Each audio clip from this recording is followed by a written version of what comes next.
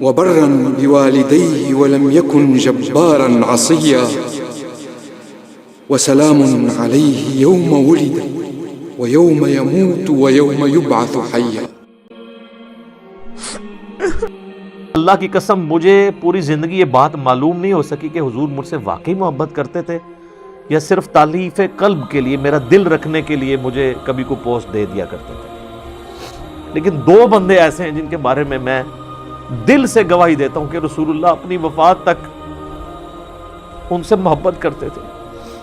ایک ابن سمیہ عمار ابن یاسر اور دوسرا ابن ام عبد عبداللہ ابن مسعود۔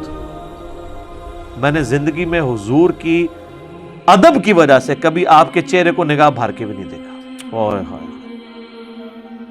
تو پھر عمر بن عاص کے لیے میرا دل نرم ہو جاتا ہے کہ انہوں نے مرنے سے پہلے اللہ کی طرف رجوع لائے ہیں رضی اللہ تعالیٰ عنہ وعلیہ السلام۔ حضرت عمر بن عاص رضی اللہ تعالیٰ عنہ یہ آپ سمجھ لیں کہ قریش مکہ مشرکین عرب کے تھنک ٹینکس میں سے تھے۔ گفتگو کرنے کا بھی ان کو فن آتا تھا اور معاملہ فہمی اور چیزوں کو ہینڈل کرنا یہ ان پہ ختم تھا، اور ینگ ایج کے اندر۔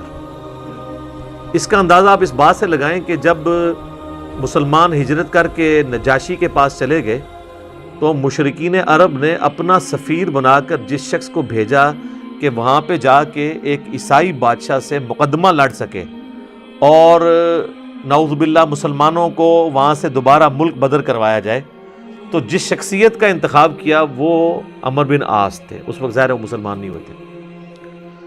بہرحال وہاں پہ پھر قرآن کی طاقت کام آئی۔ حضرت علی کے جو بھائی تھے جعفر بن ابی طالب، انہوں نے سورہ مریم کی جب تلاوت کی نجاشی کے دربار میں، بسم اللہ الرحمن الرحیم یا زکریا انا نبشرک بغلام اسمه یحیی لم نجعل له من قبل سمیا قال ربی انا یکون لی غلام وكانت امرأتی عاقرا وقد بلغت من الكبر عتیا قال كذلك قال ربك هو علی۔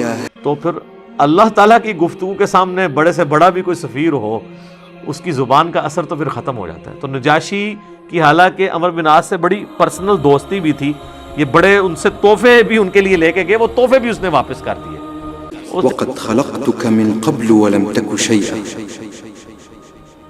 قال رب اجعل لي آية قال آيتك ألا تكلم الناس 3 ليال سويا فخرج على قومه من المحراب فأوحى إليهم أن سبحوا بكرة وعشيا يا يحيى خذ الكتاب بقوة وآتيناه الحكم صبيا وحنانا من لدنا وزكاة وكان تقيا وبرا بوالديه ولم يكن جبارا عصيا وسلام عليه يوم ولد ويوم يموت ويوم يبعث حيا۔ بھائی لے جاؤ، تم سونے کے اگینسٹ بھی ان کو تولو نا تو میں تب بھی تمہیں یہ واپس نہیں کروں گا۔ پھر زمین سے اس نے تنکا اٹھا کے کہا کہ یہ جو سورہ مریم میں حضرت عیسیٰ کا سٹیٹس آیا نا کہ وہ اللہ کے بندے تھے، اللہ کی قسم عیسیٰ ابن مریم ایک تنکے کے برابر بھی اس سے زیادہ ان کا مرتبہ نہیں تھا جتنا تم نے بیان کیا ہے، یعنی اس میں ہم غلو نہیں کر سکتے کہ انہیں ڈیوینٹی میں کلیم کر دیں۔ یہ سمجھدار لوگ تھے، یہ وہاں سے مایوس ہوئے۔ اسی دوران صلح حدیبیہ بھی ہو چکی تھی، مسلمانوں کی پاور تسلیم ہو چکی تھی۔ تو حضرت خالد ابن ولید اور عمر بن عاص یہ دونوں بڑے جگری یار تھے۔ ایک بڑا بہترین پلانر تھا اور دوسرا بہت بڑا جنگجو تھا۔ تو صلح حدیبیہ کے بعد نا ان لوگوں کو اندازہ ہو گیا کہ اب اسلام کا گراف اوپر ہی جا رہا ہے، شرح صدر بھی ہو گیا۔ خالد ابن ولید کا ایک بھائی تھا ولید ابن ولید، وہ مسلمان پہلے ہی ہو چکا ہوا تھا۔ تو وہ بھی کچھ اثر تھا خالد بن ولید کے اوپر کہ وہ اتنا بزدل تھا اور مسلمان ہونے کے بعد اتنا وہ طاقتور ہو گیا کہ اس نے مشرکین عرب کے قافلے لوٹنا شروع کر دیے۔ تو وہ اپنے دوستوں میں فخر کرتے تھے حالانکہ ہے دشمن تھے لیکن کہتے تھے یار بہادر تھے پھر نکلے ہے نا میرا بھرا. یہ سارا کچھ نا عمر سیریز کے اندر انہوں نے فلمایا ہوا ہے. تو حضرت عمر بن عاص جو ہیں وہ سمجھدار آدمی تھے, انہوں نے سمجھ لیا خالد بن ولید سے ملاقات ہوئی, اور بائی چانس وہ حبشہ سے آ کے مدینہ شریف جا رہے تھے اسلام قبول کرنے, اور یہ مکے سے مدینہ جا رہے تھے. راستے میں ملاقات ہو رہی اور دونوں ایک دوسرے کو بتانے کے لیے تیار نہیں ہو رہے کس لیے جا رہے ہیں. لیکن پھر جب گپ شپ ہوئی تو اندازہ ہوا, تو حضرت خالد نے کہا کہ بھائی مجھے لگتا ہے کہ یہ اللہ کے پیغمبر ہیں, اللہ کی غیبی تائید ہے ان کے ساتھ. تو عمر بن عاص کہتے ہیں کہ مجھے بھی لگتا ہے ایسا. تو پھر کیا ارادہ ہے؟ تو کہتے ہیں ہم ان کی بیعت کر لیتے ہیں, اسلام قبول کر لیں. تو پھر انہوں نے اسلام قبول کیا. پھر نبی علیہ السلام نے ان کے ساتھ بڑی شفقت بھی فرمائی. کئی ایک چھوٹی مہمات کے اوپر بخاری مسلم میں آتا ہے کہ عمر بن عاص کو آپ نے کسی ایک خاص لشکر کا امیر بھی بنا کے بھیجا. اور پھر سیدنا عمر کے دور میں جنگ یرموک کے اندر بھی یہ جو بڑے بڑے چند کمانڈر جو تھے حضرت ابو عبیدہ ابن جرح کے ساتھ, ان میں عمر بن عاص بھی شامل تھے. جنگ یرموک انہوں نے لڑی ہوئی ہے, رومن امپائر کے خلاف جو فیصلہ کن جنگ تھی. اس کے بعد پھر جب مصر کے فتح کرنے کی باری آئی تو مصر کے اوپر تو حضرت عمر بن عاص کو ہی بھیجا تھا حضرت عمر نے. تو یہ فاتح مصر بھی ہیں. سعد ابن ابی وقاص فاتح ایران ہیں, اور یہ ہے فاتح مصر. اور جنگ یرموک میں بھی ابو عبیدہ ابن جرح کے ساتھ یہ رہے ہیں رضی اللہ عنہم اجمعین وعلیہم السلام اجمعین. تو یہ ان کی زندگی کے اندر یہ اتار چڑھاؤ والا معاملہ رہا. لیکن پھر وقت گزرنے کے ساتھ پھر بعض اوقات انسان کے اوپر ایسے معاملات زندگی میں آ جاتے ہیں. ہم کیوں بار بار بات کرتے ہیں کہ ربنا لا تزغ قلوبنا بعد اذ ہدیتنا وہب لنا من لدنک رحمہ انک انت الوہاب. آمین. ڈر تو لگا رہنا چاہیے ہر وقت. وہ مشہور حدیث جو بخاری اور مسلم دونوں میں ہے, میں یقین کریں جب بھی وہ حدیث پڑھتا ہوں نہ کانپ اٹھتا ہوں. عقبہ بن عامر کہتے ہیں کہ نبی علیہ السلام نے اپنی وفات سے 1 مہینہ پہلے غزوہ احد کے شہداء کے قبرستان میں جا کے نماز جنازہ پڑھی, اور وہیں پر ہمیں خطبہ دیا. اچھا, اس حدیث کے اینڈ پہ بڑے دردناک الفاظ ہیں. عقبہ بن عامر کہتے ہیں یہ آخری دفعہ میں نے نبی علیہ السلام کا دیدار کیا تھا, اس کے بعد میں نے حضور کو کبھی نہیں دیکھا. عقبہ بن عامر کہتے ہیں یہ والا جو خطاب ہوا تھا غزوہ احد کے شہداء کے اوپر,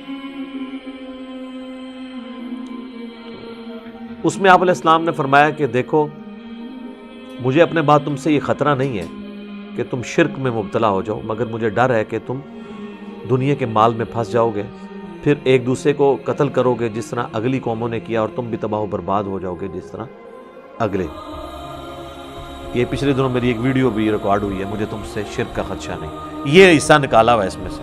سر اس حدیث میں جو سوز و گداز تھا وہ آپ کو سمجھ ہی نہیں آیا وہ کیا تھا. بخاری مسلم کے الفاظ ہیں. عقبہ بن عامر کہتے ہیں رسول اللہ ہم سے یوں گفتگو کر رہے تھے جس طرح آپ مردوں اور زندوں دونوں کو الوداع کہہ رہے ہیں, اور آپ فرمایا کہ میں اس وقت بھی اپنا حوض کوثر سامنے دیکھ رہا ہوں. یعنی اللہ تعالیٰ نے آپ کو وہ سب کچھ سامنے دکھا دیا, اور میں تمہارا پیش رو ہوں, میں آگے جا رہا ہوں, تم نے میرے پیچھے آنا ہے. آپ ڈرا رہے تھے.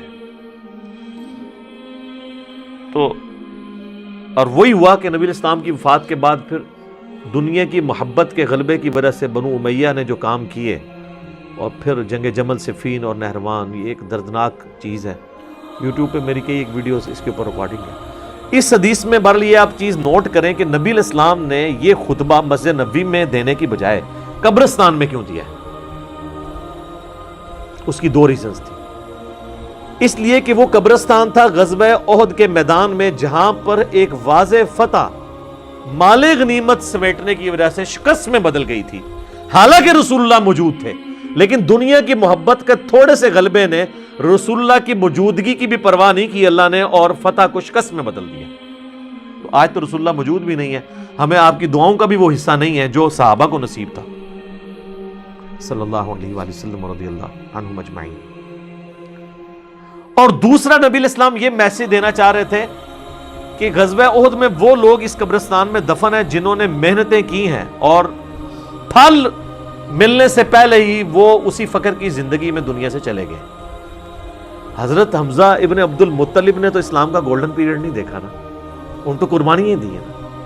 آپ اس سے اندازہ لگائیں, یہ میرا اجتہاد ہے اور یہ درست ہے کہ اگر رسول اللہ کی وفات کے وقت حضرت حمزہ زندہ ہوتے تو پہلے خلیفہ وہ بنتے, کیونکہ غزوہ بدر اور احد کے اندر نبی علیہ السلام نے آرمی چیف ان کو بنایا تھا.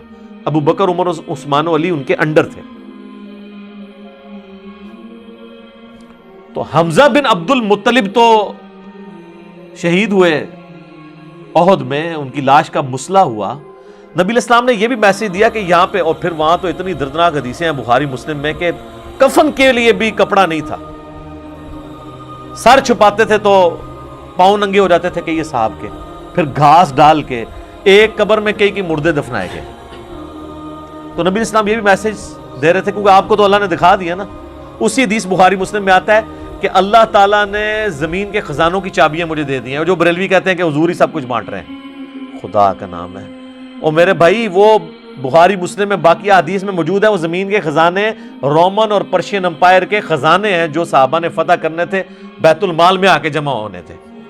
یہ تھا اس سے مراد کہ مجھے اللہ تعالیٰ نے عطا فرمائی ہے, مجھے اللہ تعالیٰ نے دکھا دیا ہے کہ میری امت کہاں تک پہنچے گی. وہ کئی ایک احادیث ہیں, آپ کو مشکات کی نا 30 جلد میں نبی علیہ السلام کے فضائل کے چیپٹر میں وہ مل جائیں گی. کئی لوگ ہمیں ای میل بھی کر رہے ہوتے ہیں یہ حضور کو جو چابیاں دی گئی ہیں تو پھر آپ جس کے پاس چابی ہے اس سے ہی مانگنا چاہیے. وہ یہ تھا, ٹھیک ہے, کہ وہ رومن اور پرشین امپائر کے خزانے مسلمانوں کو ملے. تو بہرحال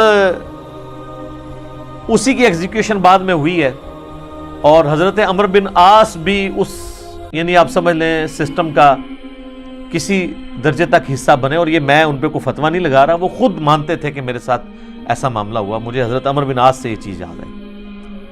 بڑی رکت انگیز حدیث ہے جس میں ان کے قبول اسلام کا واقعہ بھی ہے.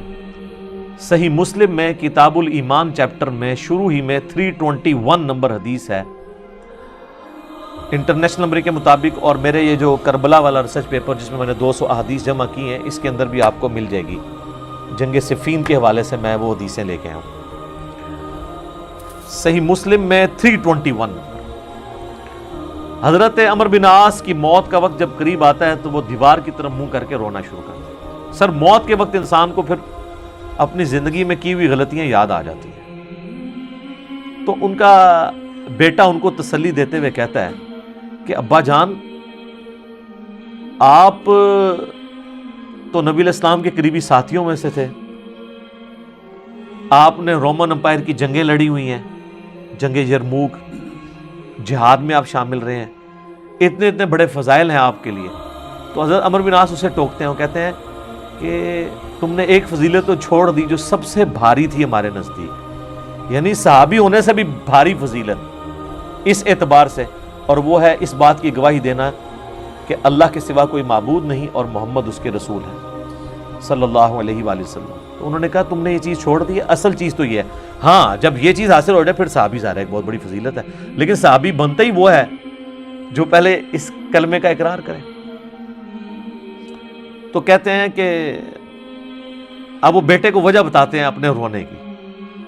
کہتے ہیں کہ بیٹا ایک وہ وقت تھا کہ مجھے رسول اللہ سے بڑی دشمنی تھی, نعوذ باللہ, اور میری زندگی کی سب سے بڑی خواہش تھی کہ اگر رسول اللہ صلی اللہ علیہ وآلہ وسلم کے بارے میں مجھے کوئی موقع ملے تو میں انہیں قتل کر دوں, نعوذ باللہ. میرا دل ان کے بغض سے بھرا ہوا تھا. اے میرے بیٹے, اگر میں اس وقت مر جاتا تو سیدھا جہنم میں جاتا, لیکن پھر اللہ تعالیٰ نے میرا سینہ اسلام کے لیے کھول دیا. رسول اللہ صلی اللہ علیہ وآلہ وسلم کی محبت میرے دل میں جاگزی ہوئی,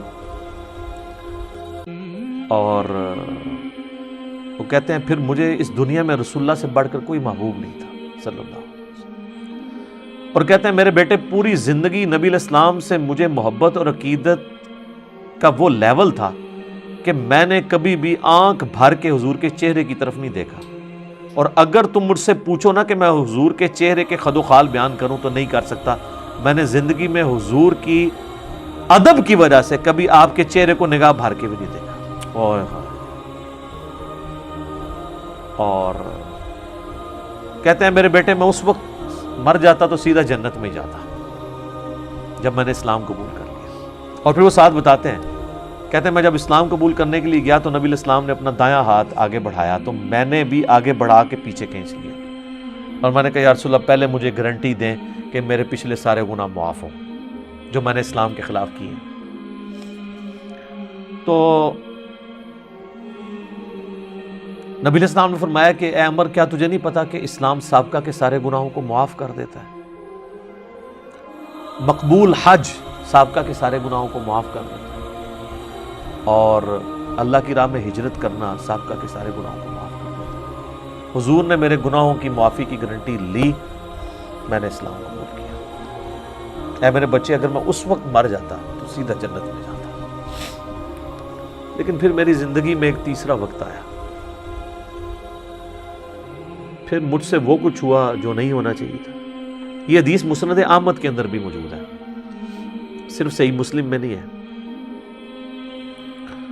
اس میں تو خیر اور بہت سارے الفاظ ہیں، وہ میں بعد میں وہ طریق بیان کرتا ہوں۔ کہتے ہیں بہرحال پھر مجھ سے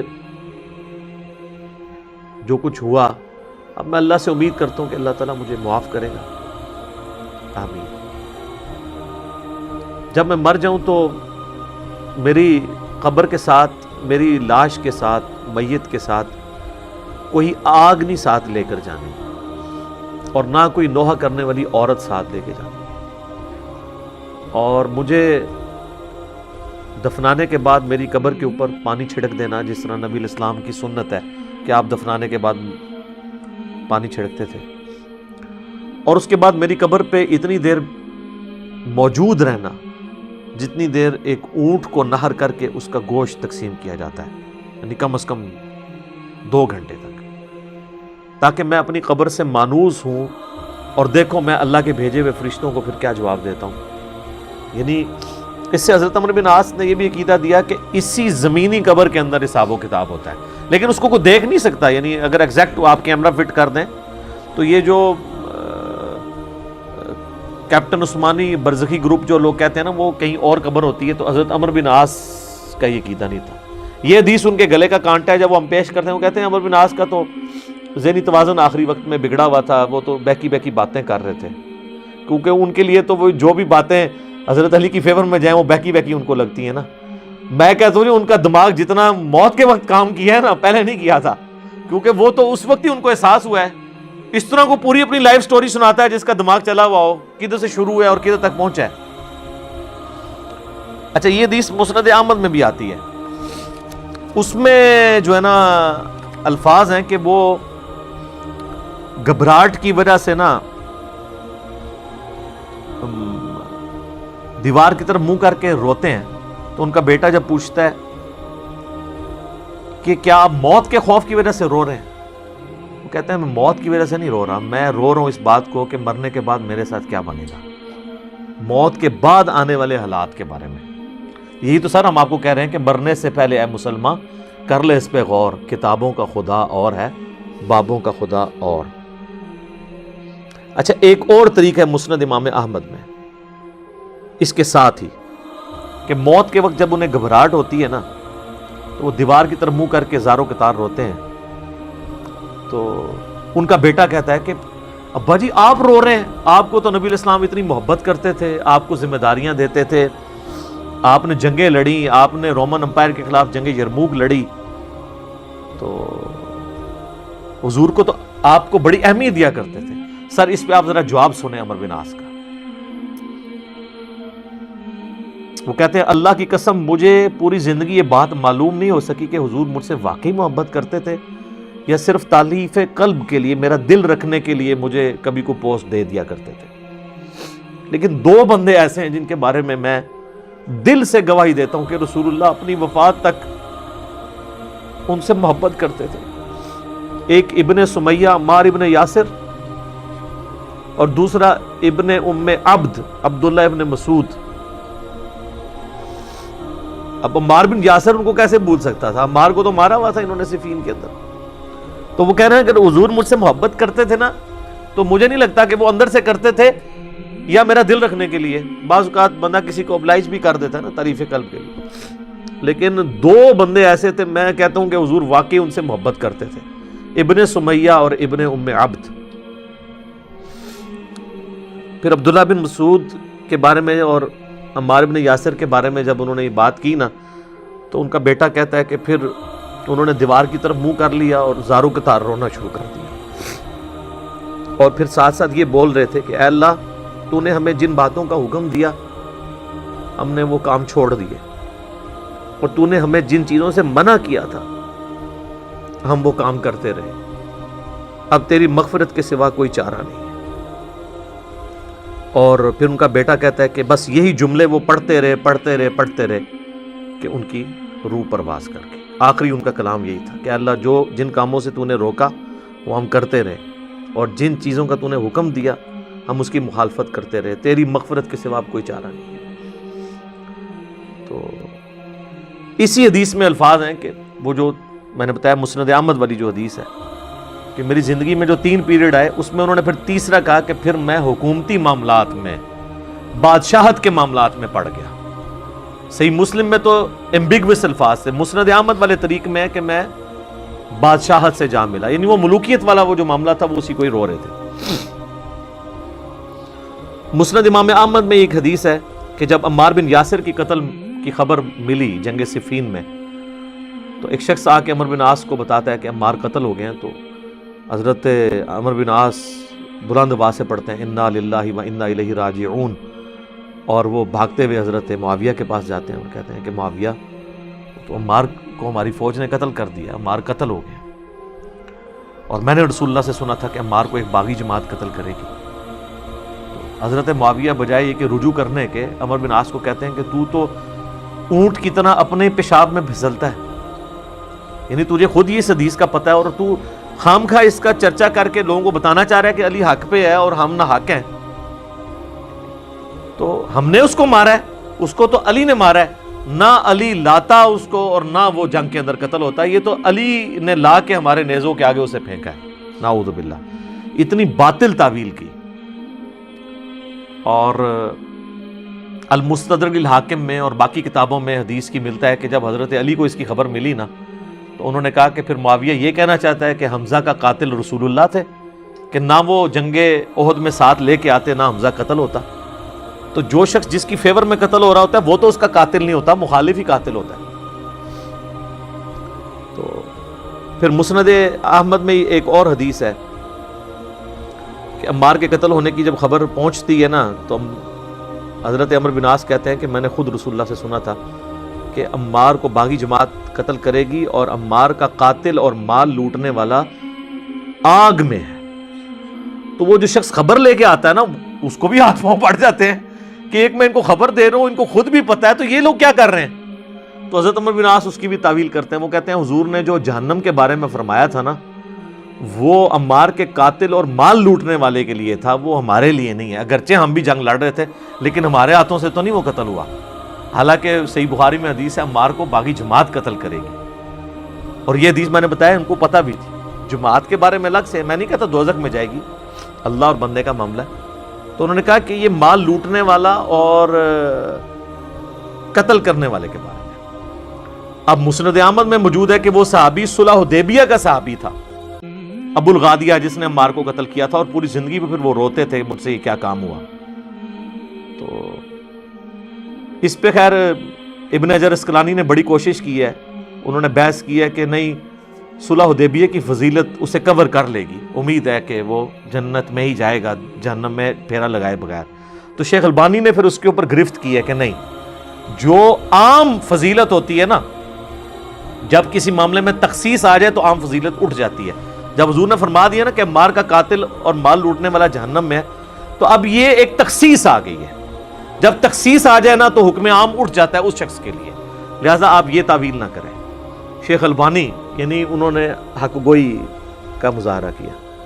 بہرحال یہ اللہ اور بندے کا معاملہ ہے، ہم کوئی کسی کی آخرت کا فیصلہ نہیں کرتے۔ بہرحال یہ حقیقت ہے کہ حضرت علی اپنی وفات تک ان لوگوں سے ناراض رہے ہیں۔ المصنف ابن ابی شیبہ میں موجود ہے، تابعی کہتے ہیں ہم نے حضرت علی کے پیچھے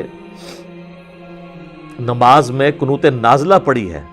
حضرت علی قنوت نازلہ میں پڑھتے تھے اللہم علیک بمعاویۃ و اشیاعہ و عمر بن عاص و اشیاعہ و ابا سلمی و اشیاعہ، اس میں عمر بن عاص کا بھی نام ہے، اے اللہ معاویہ کے شیعہ اور معاویہ اور اس کے شیعہ کو برباد کر، عمرو بن عاص اور ان کے شیعہ کو برباد کر. یہ حضرت علی قنوت نازلہ پڑھا کرتے تھے. اچھا انہوں نے اردو میں ترجمہ کیا ہے اے اللہ معاویہ اور اس کے شیعہ کو سنبھال لے. اب کیسا لفظ استعمال؟ لفظ آتا ہے نبٹ لے. وہ اب وہ کہیں گے سنبھال مطلب ہے کہ انہوں نے سام، تو وہ تعویل کریں گے.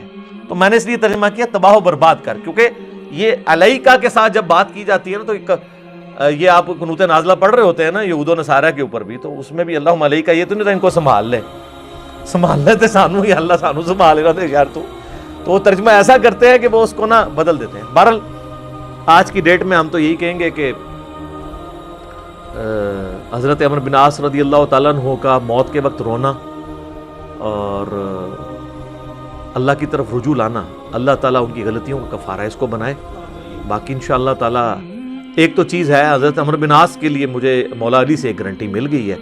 مصنف ابن ابی شیبہ میں موجود ہے کہ اہل صفین کے بارے میں جب مولا علی سے پوچھا گیا تو انہوں نے کہا کہ میں امید کرتا ہوں کہ میری طرف سے شہید ہونے والے تو جنتی ہیں ہی ہیں، میرے مخالفین بھی جنتی ہیں.